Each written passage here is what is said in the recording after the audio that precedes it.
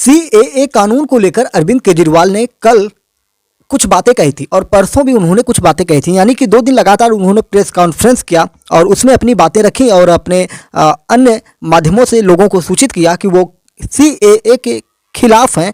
और पाकिस्तानियों को उन्होंने बहुत सारी बातें कही थी। उन्होंने कहा था कि पाकिस्तानी चोर हैं, ऐसा है वैसा है, वो आएंगे तो हमारे देश के बच्चों को रोज़गार नहीं मिलेगा, यहाँ पर आएंगे तो वो चोरी करेंगे। तो ये सारे आरोप लगाए थे और इसके बाद क्या हुआ कि केजरीवाल के घर के बाहर पाकिस्तानी हिंदू शरणार्थी जो थे पहुँच जाते हैं और वहाँ पर उनका विरोध प्रदर्शन भी करते हैं। इन सारी चीज़ों को लेकर केजरीवाल बहुत कड़ा रुख अपनाते हैं और बहुत सारी बातें कहते हैं, उसको भी हम चर्चा करेंगे। तो आइए डिटेल में इस पर चर्चा करते हैं। जय हिंद, नमस्कार, मैं मोहन पाठक और आप देख रहे हैं MPS Hindi news explainer YouTube channel. Channel पर नए हैं तो चैनल को सब्सक्राइब करके डेली करंट अफेयर्स और न्यूज एनालिसिस के लिए हमारे साथ जुड़ सकते हैं।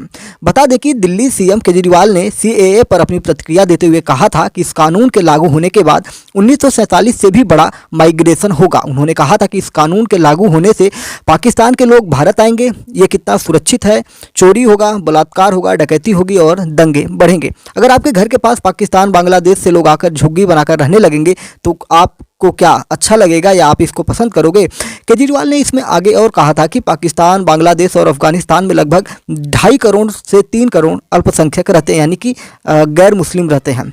एक बार भारत अपने दरवाजे खोल देगा तो इन देशों से बड़े पैमाने पर लोग भारत आएंगे। क्या हम इन शरणार्थियों को रोजगार देंगे? ऐसा क्यों किया जा रहा है? कुछ लोगों का कहना है कि ये वोट बैंक की राजनीति का हिस्सा है। ये सब बातें केजरीवाल कहे और इसके बाद ये सब इनको बोलना महंगा पड़ गया। महंगा इसलिए पड़ गया कि अब केजरीवाल के घर के बाहर तो ये गए ही थे शरणार्थी, लेकिन ये पहुंच चुके हैं कहां पर?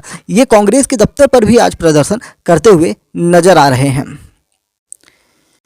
इन सारी चीज़ों को लेकर अरविंद केजरीवाल ने अपनी प्रतिक्रिया भी दी। उन्होंने कहा कि आज कुछ पाकिस्तानी मेरे घर के सामने प्रदर्शन और हुड़दंग करने के लिए आए थे। दिल्ली पुलिस ने उन्हें पूरा सम्मान और संरक्षण दिया और भाजपा ने उसको समर्थन भी किया। दरअसल केजरीवाल के इस बयान को लेकर, जिस पर उन्होंने सीएए के खिलाफ बातें की थी, हिंदू शरणार्थी, इसको लेकर एक तरह से खफा हो गए और उनके घर के बाहर प्रदर्शन करने लगे।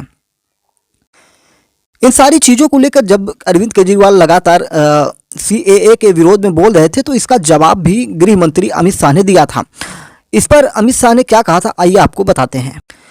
जब केजरीवाल को जवाब दे रहे थे अमित शाह तो उन्होंने बताया कि केजरीवाल लगता है कि कानून को ठीक से पढ़े नहीं, उनको ज़्यादा जानकारी इसके बारे में नहीं है, इसलिए ये लोगों को भड़का रहे हैं।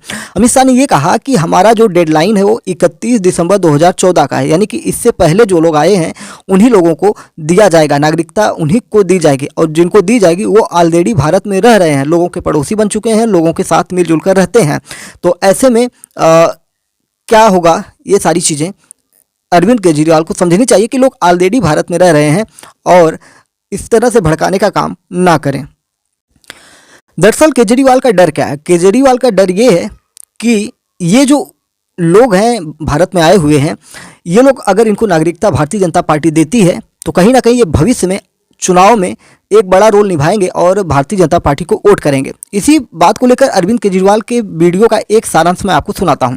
इसमें उन्होंने कहा कि भाजपा हमारे बच्चों को नौकरी नहीं दे सकती, लेकिन वे पाकिस्तान के बच्चों को नौकरी देना चाहती है।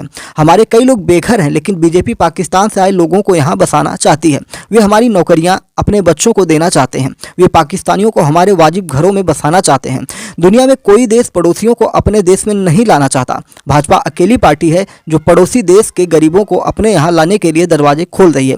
इन्हें भाजपा वाले अपने घर में रखेंगे, इन्हें रोजगार देंगे। कुछ लोगों का कहना है कि ये पूरा खेल वोट बैंक की गंदी राजनीति है। भाजपा चुन चुनकर देश में इन्हें बसाएगी और वोट बैंक बनेगा। अगले चुनाव में भाजपा का फेवर करेंगे। तो इस प्रकार से अरविंद केजरीवाल ने अपनी बातें रखी थी और आप देख रहे हैं कि अरविंद केजरीवाल के घर के सामने पाकिस्तानियों का ये जमावड़ा लग चुका है।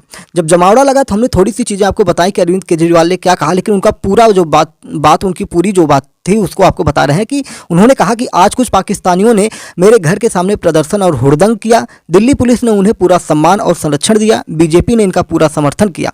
इनकी इतनी हिम्मत हो गई है कि दिल्ली की जनता द्वारा भारी बहुमत से चुने गए सीएम को हमारे मुल्क में घुसकर माफ़ी मांगने को कह रहे हैं और बीजेपी इनका समर्थन कर रही है। बीजेपी मुझसे नफरत करते करते पाकिस्तानियों के साथ खड़ी हो गई, भारत के साथ गद्दारी करने लगी। इस CAA के बाद ये पाकिस्तानी पूरे देश में फैल जाएंगे और इसी तरह हमारे ही मुल्क के लोगों को इस तरह हड़काएंगे और हुड़दंग करेंगे। बीजेपी इन्हें अपना वोट बैंक बनाना चाहती है। तो ये सारी बातें अरविंद केजरीवाल ने जब उनके घर के सामने प्रदर्शन हुआ तब ये जाकर इन्होंने कहा। लेकिन अरविंद केजरीवाल को कुछ और चीज़ें जाननी चाहिए जो उनको शायद नॉलेज होगी, चाहे उसे इग्नोर कर रहे होंगे। इसमें ये कहा गया था जब हमारा देश आज़ाद हुआ था 1947 में, तो जब दोनों देश का बंटवारा हुआ पाकिस्तान और भारत का, भारत से पाकिस्तान अलग होकर जब एक स्वतंत्र राष्ट्र बना, तो दोनों देशों में दंगा फैल गया था। दोनों देशों में लोगों के बीच में सांप्रदायिक दंगे हुए और इस दंगे को शांत करने के लिए ये कहा गया था कि फिलहाल अभी के लिए जो जिस जगह पर है वो उसी जगह पर रहेगा, यानी कि जो हिंदू पाकिस्तान में वो वहीं रह जाएंगे, जो मुस्लिम हिंदुस्तान में वो यहीं रह जाएंगे। और फिर जब स्थितियाँ सामान्य होंगी तो एक दूसरे को लाया जाएगा या उन्हें वापस बुलाया जाएगा। लेकिन तब से जो वोट बैंक की राजनीति होती है, कोई किसी को वापस नहीं लाया, ना ही पाकिस्तान ने बुलाया ना ही भारत ने बुलाया। और इस प्रकार से ये जो उनको वापस लाने का सिलसिला था वो अब जाकर पूरा होने वाला है। और जो बांग्लादेश है, पाकिस्तान है, अफगानिस्तान है, ये तीनों राष्ट्र जो हैं एक इस्लामिक राष्ट्र है और यहाँ पर कभी हिंदू बड़ी संख्या में रहते थे और आज इनकी तादाद घट गई है। या तो ये कन्वर्ट हो चुके हैं, यानी कि मुसलमान बन गए हैं, या आत्महत्या कर लिए हैं, या छोड़कर भारत भाग के आए हैं। और जो बचे हैं वो भी वहाँ पर कहीं ना कहीं एक तरह से सम्मानपूर्वक जीवन जी पा रहे हैं या नहीं पा रहे हैं। आप अंतर्राष्ट्रीय रिपोर्ट में भी देख सकते हैं, पाकिस्तान में आतंकवादी गतिविधियां होती रहती हैं। पाकिस्तान दुनिया का सबसे बड़ा आतंकवादी देश घोषित किया हुआ है।